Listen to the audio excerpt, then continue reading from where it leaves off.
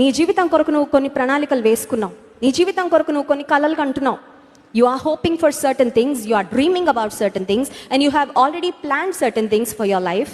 But God's plans are way different from what you have planned and thought. నీవు ఆలోచించిన వాటికన్నా, నువ్వు వేసుకున్న ప్రణాళికల కన్నా దేవుని ఆలోచనలు, దేవుని తలంపులు చాలా శ్రేష్టంగా ఉన్నాయి అని దేవుడు నీతో మాట్లాడుతున్నాడు. చూడండి, యెషయా గ్రంథము 55వ అధ్యాయము 8-9 వచనాల్లో ఆ మాట మనం స్పష్టంగా చూస్తాం. నా తలంపులు మీ తలంపుల వంటివి కావు, మీ త్రోవలు నా త్రోవల వంటివి కావు. ఇదే యెహోవా వాక్కు. ఆకాశములు భూమికి పైన ఎంత ఎత్తుగా ఉన్నవో మీ మార్గముల కంటే నా మార్గములు మీ తలంపుల కంటే నా తలంపులు అంత ఎత్తుగా ఉన్నవి. అంత ఎత్తుగా దేవుడు అంటున్నాడు, నాకు మీ పట్ల ఉన్న తలంపులు చాలా ఎత్తుగున్నాయి.